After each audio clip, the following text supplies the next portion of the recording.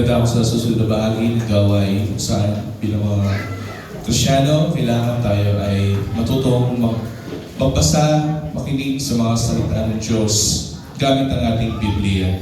So ngayon, diretso na po tayo sa Bible study natin. Buksan po yung ating mga Biblia.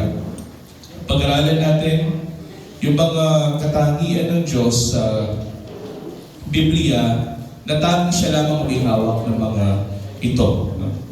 So, natapos na natin, kapatid, ay aseity, self-existence, eternity o yung walang hanggan, immutability or unchanging, hindi siya nagbabago, infinity, walang hangganan o walang limitasyon, omnipresence, kahit sa dako, nandun siya, omniscience, lahat ng bagay, alam niya, at omnipotence siya, makapangyarihan sa lahat ng bagay. Ngayon umaga, kapatid, pag-aaralan natin is omnipotence, so ang Diyos na makapangyarihan sa lahat ng bagay. This stems out from His infinity.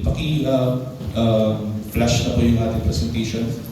This stems out from His infinity, which is omnipotence. Pag sinabi omni, this means all, and potence means power. No? All together powerful. Bigyan natin ng konting recap. There are dalawang attributes si God, non-communicable and communicable attributes. Sa mga non-communicable, yung mga hawak na katangian ng Diyos na dati siya lamang ang mayroon nito, no? Na nakikita sa ating mahal na Panginoon sa Kristo. That's why He is God, not just man. And then tayo communicable attributes na naipapasa sa tao. Yun yung susunod natin pag-aaralan next Sunday. No? Yung mga communicable attributes ni God. But for today, pag-aaralan natin yung last but the least, the non-communicable attribute of God, which we call omnipotence. No? Bakit ko ito hinuli? Sapagkat it is within the omnipotence of God that we are saved. No? Dahil sa kapangyarihan ng Diyos, tayo ay naligtas. What is omnipotence? Ipinahayag natin na ang Diyos ay walang anumang mahirap sa Kanya.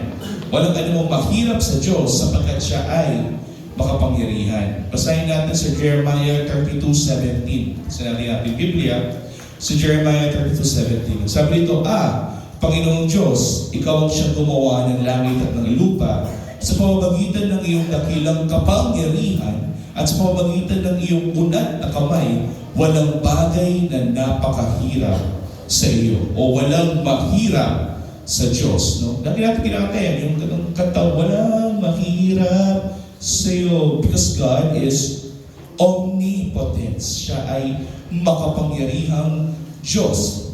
Ang Diyos na nagliligtas ay isang Diyos na makapangyarihan. Hindi lamang siya makapangyarihan, siya ang makapangyarihan sa lahat ng nilalang. Kung ikukumpara sa lahat ng mga nilalang, siya ang pinakamakapangyarihan sa lahat. No? Of course, alam naman natin, hindi naman nilalang ang Diyos. No? Meron siyang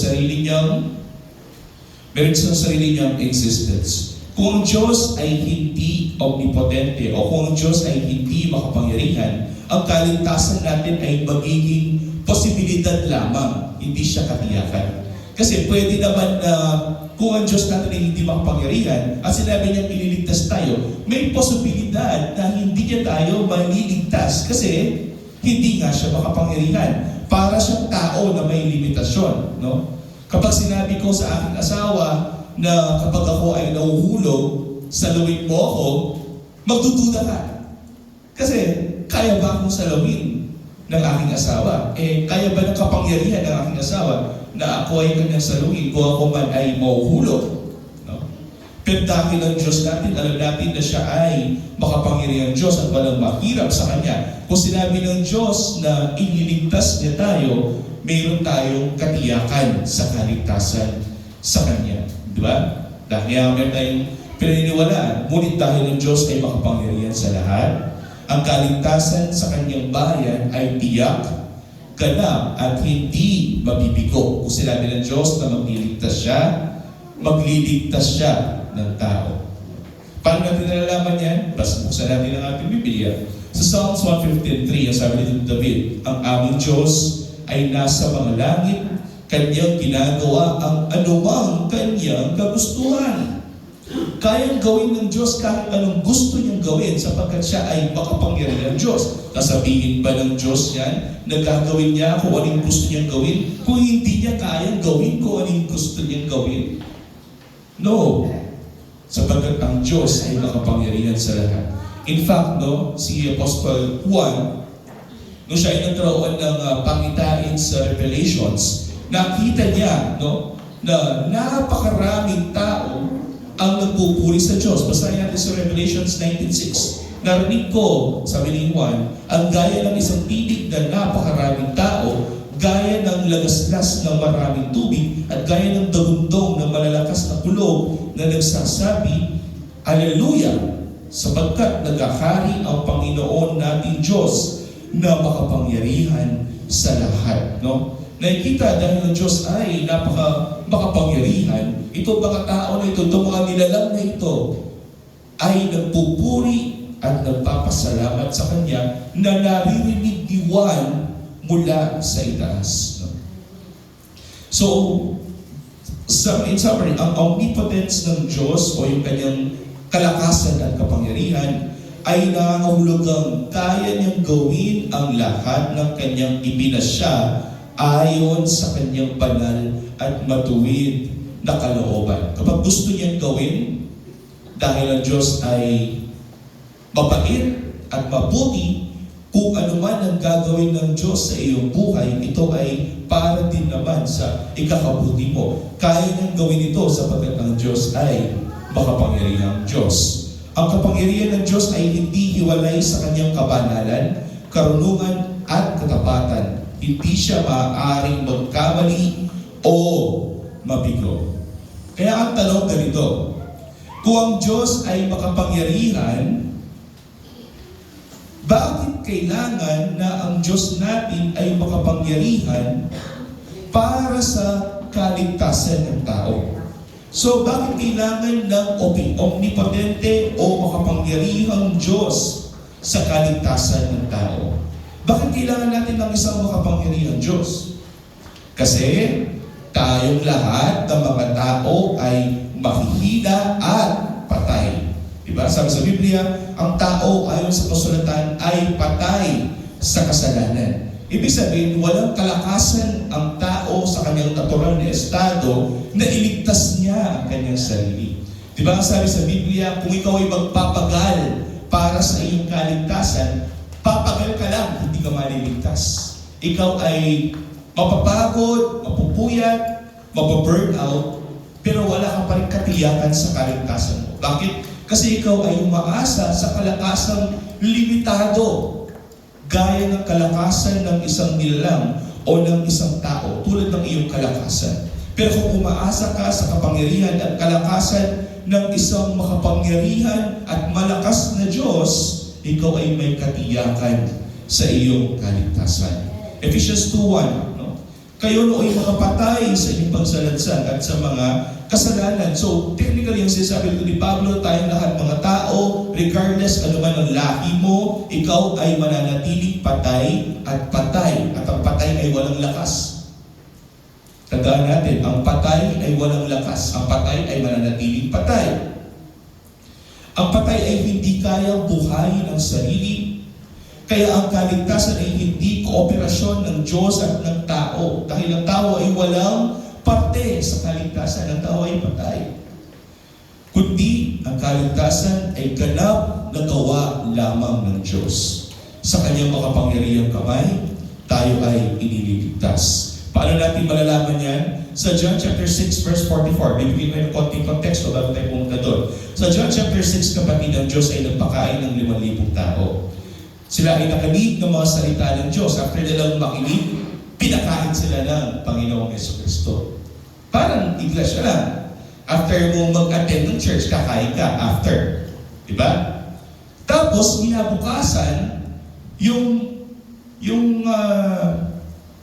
mangilan-ilan doon sa 5,000 na yon na kumain ng isda at ng tinapay, ay bumalik sa Panginoon. At kung bumalik sila sa Panginoon, na-discern agad ng ating Panginoong Jesucristo kung ano yung intensyon na kanilang puso, kung bakit sila bumalik sa Kanya. Dalawa lang yung option na yun eh. Bumalik ba sila sa Panginoon upang sundin siya at gawin siyang Panginoon ng kanyang buhay? O bumalik sila sa Panginoon kasi nakakain sila ng masarap na pagkain?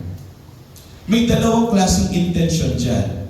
Kahit sa krusada natin, kapatid, kapag ginagawa yan, ano ba yung intensyon ng tao kung bakit sila punta ng krusada?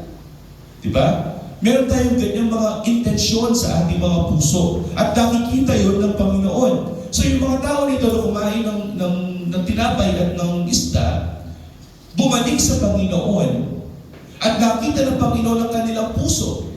Ano yung nakita ng Panginoon? Bumalik sila, itong mga tao nito, bumalik sa Kanya dahil sila ay nagugutom. Hindi dahil naniniwala silang ang Panginoong Jesucristo ang siyang tagapagligtas at Diyos na nagkatawang tao. No. Bumalik sila kasi sila ay nagugutom. Parang pusa, kapatid. Ang pusa, kahit hindi mo kilala, kapag pinakain mo ang pusa, kinabukasan nandyan na naman siya. Kasi alam niya, kapag nandun siya sa lugar na yon, at doon ka sa harapan niya, kakain siya. Ganyan minsan yung mga tao. Kaya sila nagpupunta kay Kristo, kaya sila nagpupunta sa iglesia, kasi mayroon silang gustong makuha mula sa Panginoon. Mapapagkain man yan, o material na bagay, o kung ano man ang mga hinihingi ng pusong makalaman. Kaya nga sabi ng Panginoon, hindi kayo sa akin, sabi niya. Kasi hindi sila nakatanggap ng kapangyarihan ng Diyos. Paano natin malalaman kung sino yung mga tunay na tupa ng Panginoon? Basahin natin sa John chapter 6. In fact, dito na sinabi ng Panginoon that I am the bread of life. Hindi yung tinapay na binabalik-balikan nyo na kinakain ninyo. No. Ang kailangan nyo yung tinapay ng buhay. Sabi niya. Basahin natin sa John chapter 6 verse 44. Walang tao makakalapit sa akin, sabi niya, malibang ilapit siya ng Ama na nagsugo sa akin at siya'y muli kong bubuhayin sa huling araw. Ang sinasabi ito natin, mahal na Panginoon Kristo, na hindi lahat ng lumalapit sa Kanya ay totoong mga Kristiyano. Parang ganyan din sasabihin ko ngayon sa umaga na ito, hindi lahat na pupunta sa iglesia ng Diyos ay mga Kristiyano. Mayroong mga kanya-kanyang intensyon yung mga puso ng tao kung bakit sila nag-a-attend ng church. Maraming meron mga dito yung napilitan lang, no? Sinabihan ng magulang, ganyan. Or gusto lang makita si crush.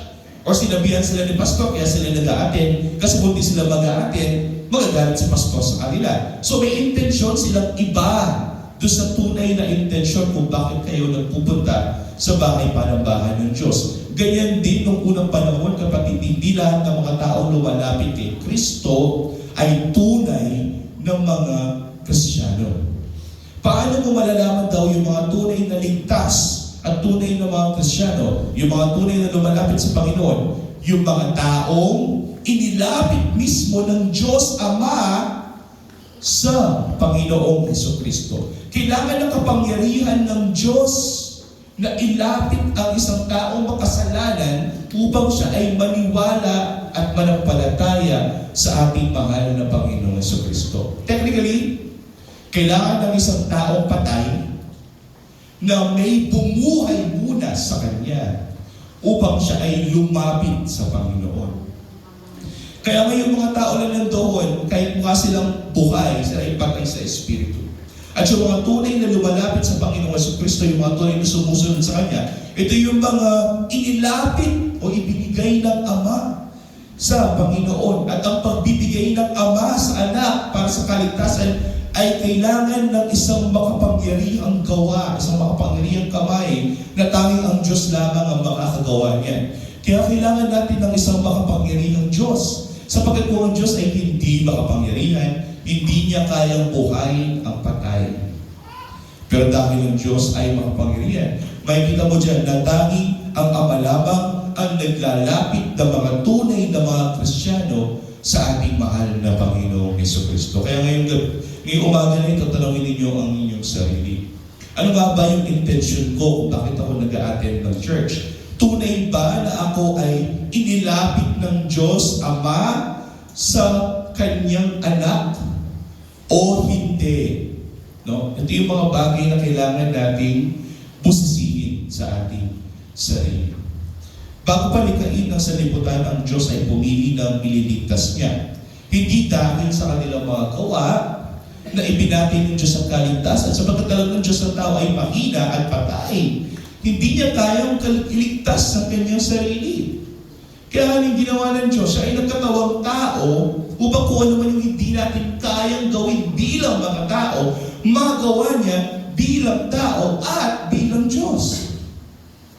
At ang paggawa nito, ang pagtupad ng Diyos na ito, ng batas na hindi natin kayang tuparin, ang tawag dyan, kapatid, ay biyaya o grace.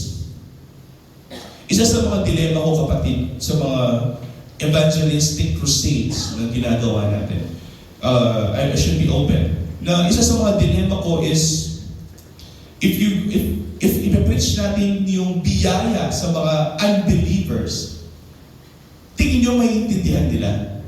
Hindi. Yun nga yung dilema ko, kapatid. Kaya sabi ko kay Pastor, hindi ako evangelist. Kasi I am more like preaching, gusto ko na preach ako sa mga believers, hindi sa mga non-believers. So sa mga non-believers, it takes process, kapatid. Kailangan naintindihan nila kung ano yung Biblia, naintindihan nila kung si Kristo and stuff, bago mo i-preach sa kanila yung biyaya. In fact, yung mga churchgoers nga, tayo, kahit matagal na kayo dyan, kapag pinipreach ang biyaya sa pulpito, I'm pretty much sure, 100% na hindi naman lahat naiintindihan ito. Diba?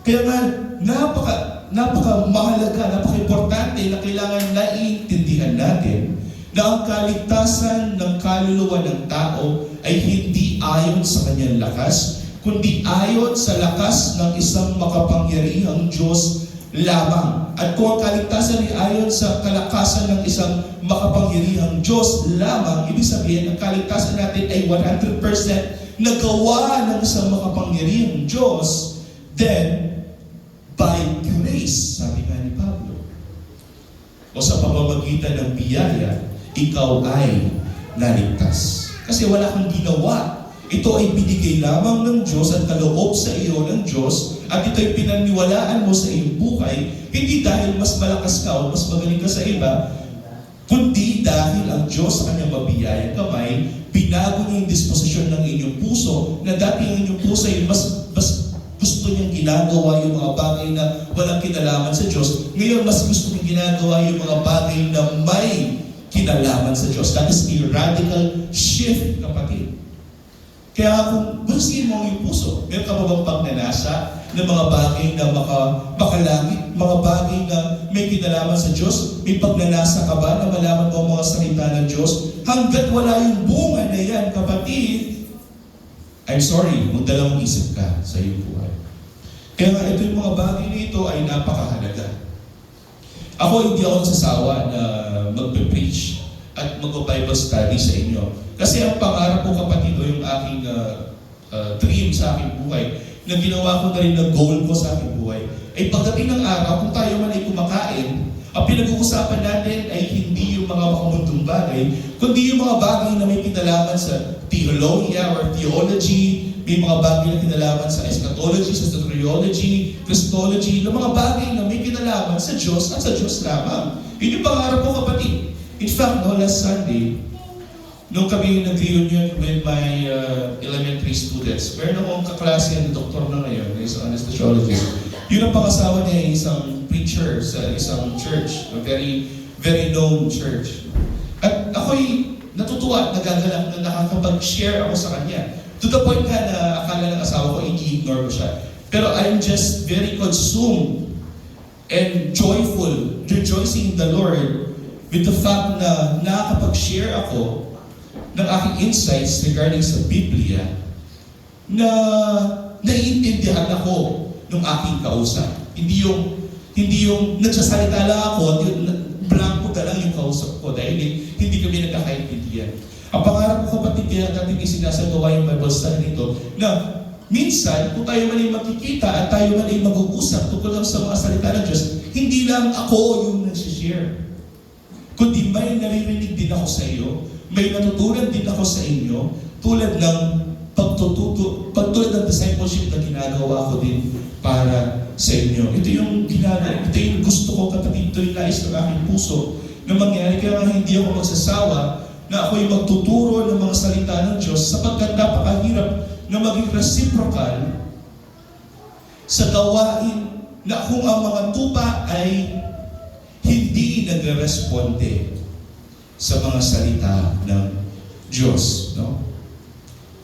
Kaya nga, kailangan make sure na kung ikaw ay tunay na niligtas ng isang makapangyarihang Diyos, mayroon kang pagnanasa na maintindihan mo yung mga salita ng Diyos. Kasi, so totoo lang, wala man ka nagtatanong sa akin eh. You're like, Brother Yon, hindi ko maintindihan itong verse na ito. Brother Yon, parang may conflict ako sa ganito. Wala! Kahit isa. Minsan nga, gusto ko nga magtanong sa akin para may masagot naman ako sa kanila. Kasi yun naman talaga yung desire bilang isang teacher ng Panginoon. So, balik tayo sa topic. Nadiril ako ng konti. Bakit nga ba binabatay ito sa biyaya? Ang kaligtasan ay binabatay sa biyaya ng Panginoon upang i-showcase ng Panginoon, i-showboat ng Panginoon, o ipakita ng Panginoon, i-reveal ng Panginoon, i-manifest ng Panginoon Diyos sa atin kung gaano siya kalakas. Gusto maintindihan ng Panginoon kung gaano siya kalakas. Gusto niya malaman niya sa buhay natin na siya ay isang malakas na Diyos. Basahin natin sa Ephesians 1, verse 5 to 6. Sabi ni Pablo, tayo itinalaga sa pagkukumpok upang maging kanyang mga anak na sa pamamagitan ni Yesu Cristo. Pinag-aralan na natin yan. Ayon sa kabutihan ng kanyang kalooban, ito yung niloob niya. Ginawa niya ito ng libre, ayon sa kanyang makapangyarihang kamay. Ano yung dahilan kung bakit niya ginawa ito? Upang maintindihan natin. At kung naiintindihan natin, purihin natin siya. Sabi dito sa 6, para sa ikapupuri ng kanyang maluwalhating biyaya. Na kaya tayo diligtas na siya lamang ang gumawa ng kaligtasan para sa atin upang maintindihan natin sa ating buhay na siya isang makapangyarihan at malakas na Diyos. At upang siya lamang ang luwalhatiin natin sa ating buhay. Ang tawag dyan, kapatid, kapag may ginawa sa iyong pabor ang Diyos, kahit hindi ka karapat-dapat, siya ay naglaan ng kapangyarihan niya, ng oras niya sa iyo, na isang basahan kahit hindi ka karapat-dapat, at tawag dyan, kapatid, ay biyaya or grace. Amen. Kasi, actually, marami pa rin, no, sa mga tupa, self-professed, I could say, na hindi pa rin ito naiintindihan. In fact, kahit napakababaw, kung naiintindihan pa nila, nasabihin nila they are saved by grace, napakababaw pa rin ng kanilang understanding of what it is to be saved by grace. So, if you are saved by grace because God is all-powerful, omnipotent, then ang tanong ay ganito, may kahinaan ba ang Diyos na makapangyarihan? Makapangyarihan siya. Pero sabi sa Biblia, He is altogether powerful. Kung sinabing all-powerful, pag sinabing all, that means 100%. Ibig sabihin, walang 0.00001% na meron siyang kahinaan.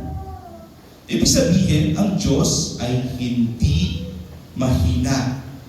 He is 100% all-powerful God. Oo, papalakpakan natin yan.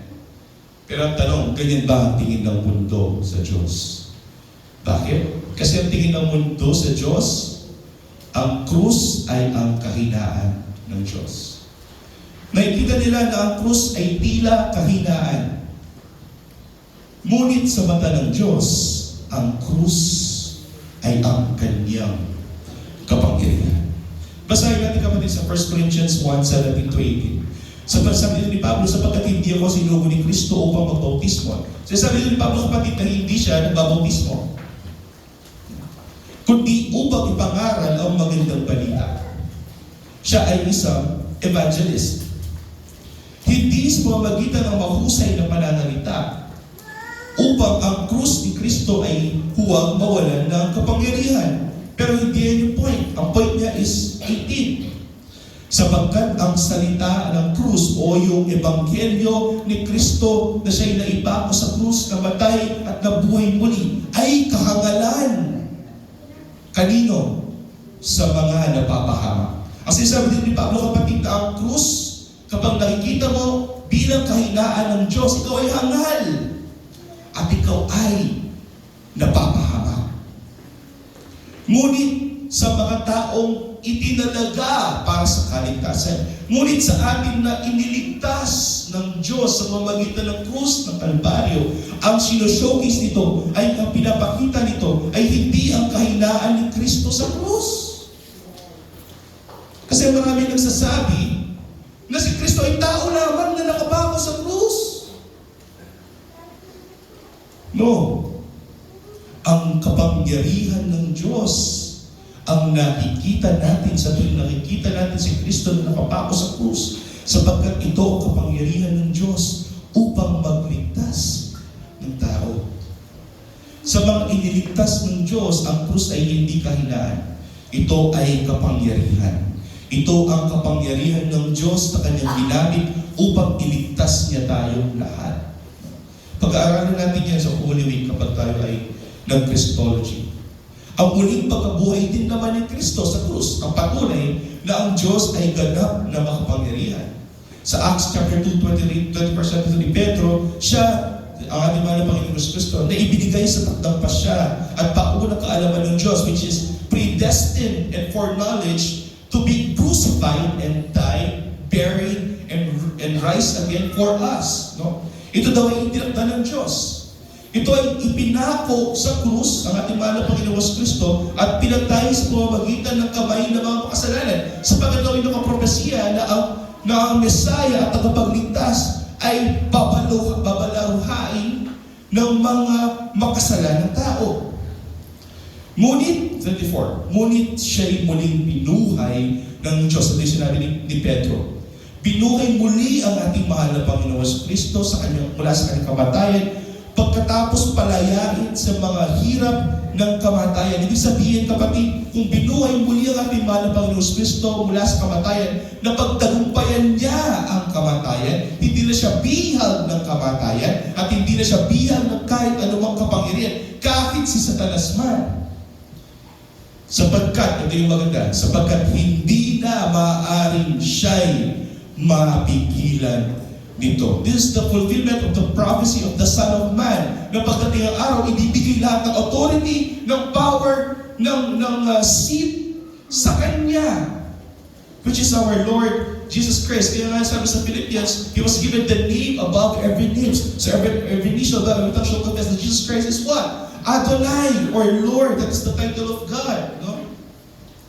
So ibig sabihin, ang pagkabuhay muli ng ating mahal na Panginoon Kristo, hindi lamang sa krus, ang katibayan na ang Diyos natin ay makapangyarihan sa lahat. Kaya ang krus ay hindi kahinaan. Ano nakikita ng isang tao ligtas sa krus? Sa krus, ang kasalanan ay nabayaran. Ang kamatayan ay natalo. At si Satanas ay nawalan ng kapangyarihan kahit sa atin.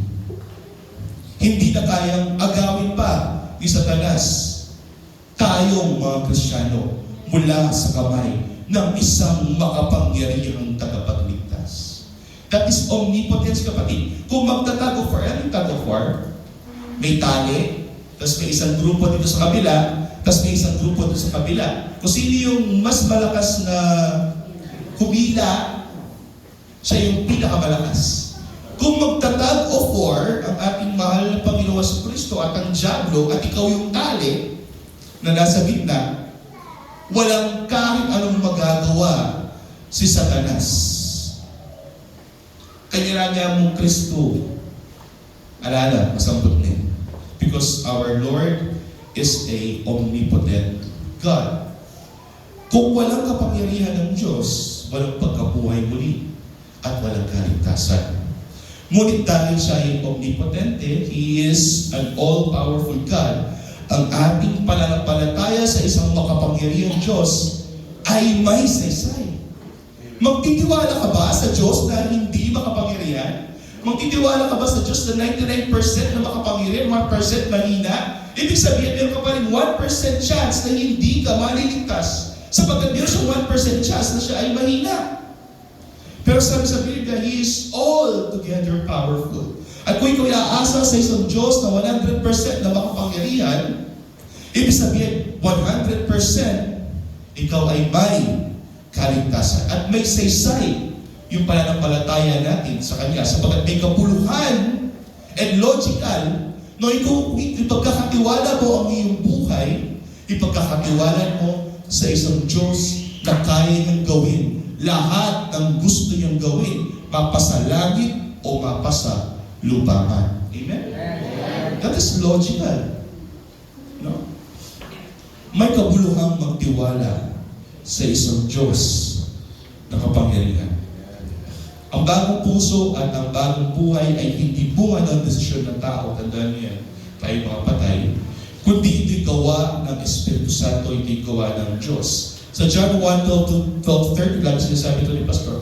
Subalit ang lahat ng tumanggap sa Kanya na sumasampalataya sa Kanyang pangalan ay Kanyang pinagkalooban sila ng karapatan na maging mga anak ng Diyos. Sinasabi ito ni Juan na ang ating mahal na Panginoon Kristo, siya ang salita ng Diyos na nagkatawang tao, at kung ikaw ay maniniwala sa mga salita ng Diyos na ang ating mahal na Panginoon Kristo ay Diyos na nagkatawang tao, ikaw ay tumanggap ng karapatan na maging anak ng Diyos. Hindi kaloob lamang sa pamamagitan ng paniniwala at pagtitiwala sa pangalan ng Panginoong Jesucristo.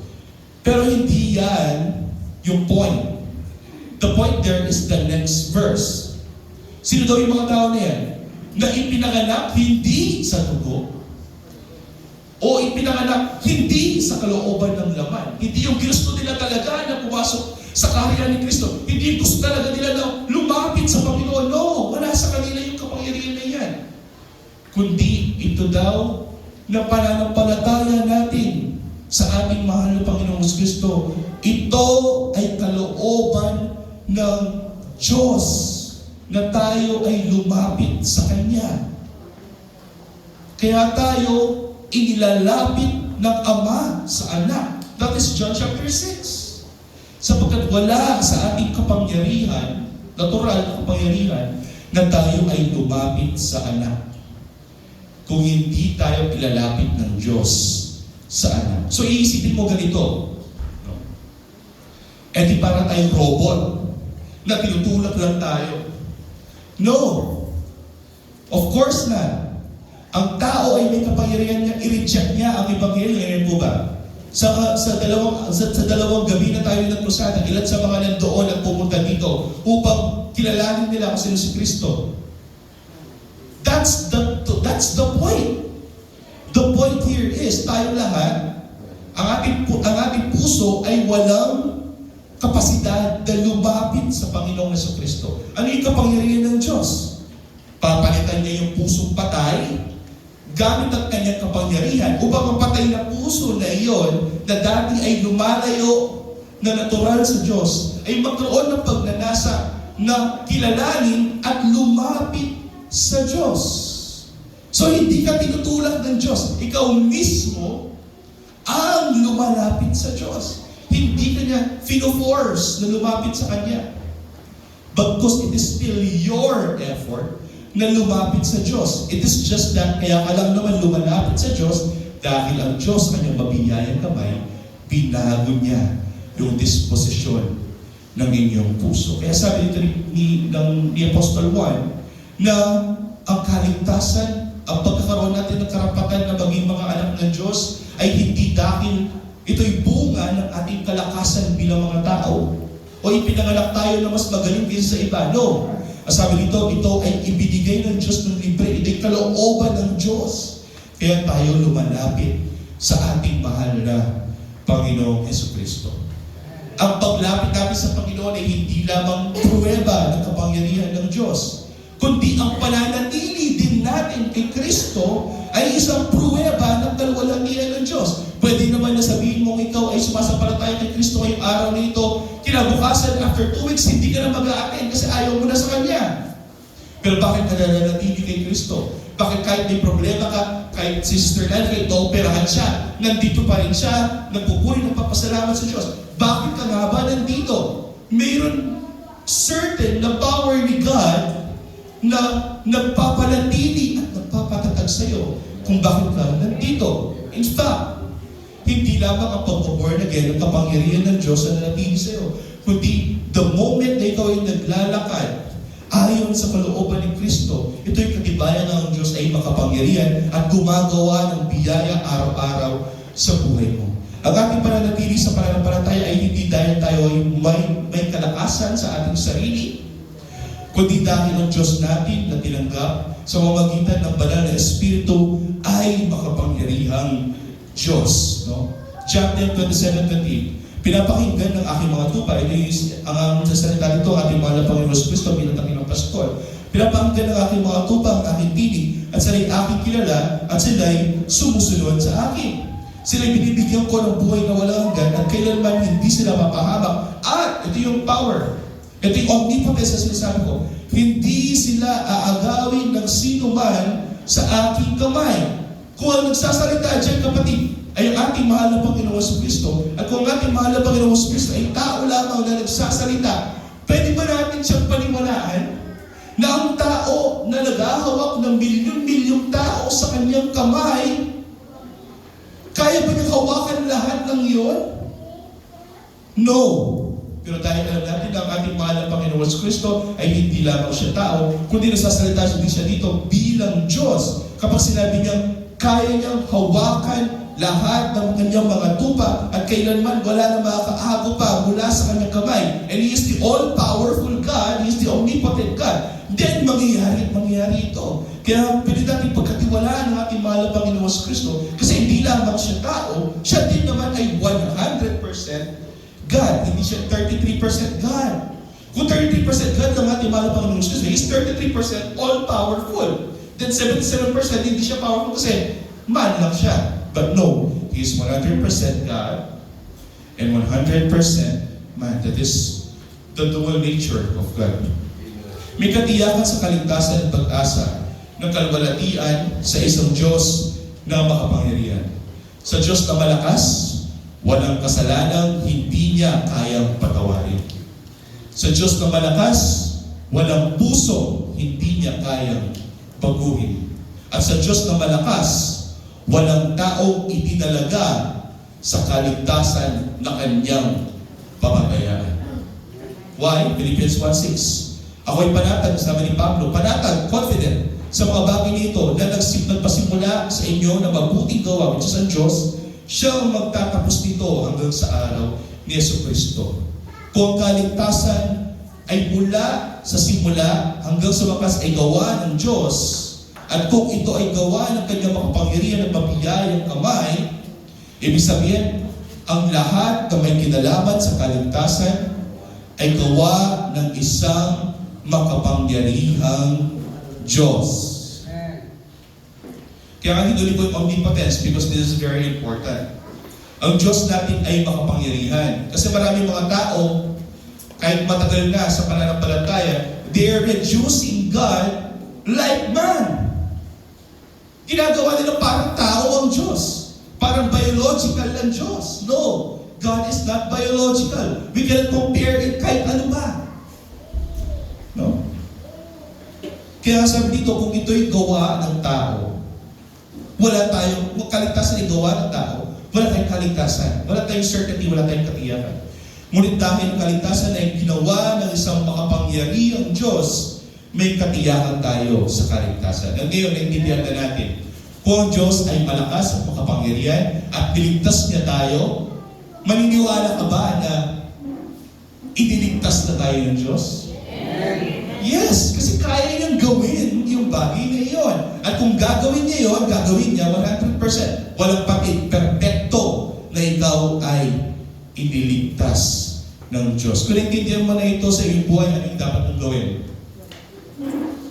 Karapat-dapat lamang na luwalhatiin natin ang isang makapangyarihang Diyos. Soli Deo Gloria. Amen po ba? Amen. Samahan niyo ako sa isang Ama, maraming salamat sa iyo makapangyarihang kamay. Kami ay napalitan, nabuhay muli mula sa patay. At ngayon meron na kaming puso na nagnanais na luwalhatiin, sambahin, purihin, makilala ang aming Panginoon sa Kristo.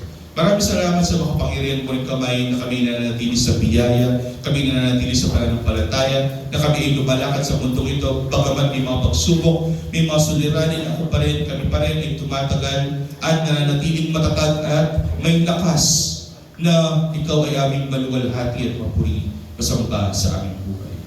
Marapatin mo, Diyos, ng bawat isa ay pagpalain ng iyong mga salita at ngayon din, mahal na Panginoon, na kami ay magpalakasan din sa isa't isa. Tulad ng iyong ginagawa sa amin na ang iyong kabagan ay bago sa bawat umagang darating. Lahat na ito ay sa dalangin sa mapwiling pangalan ng Panginoon.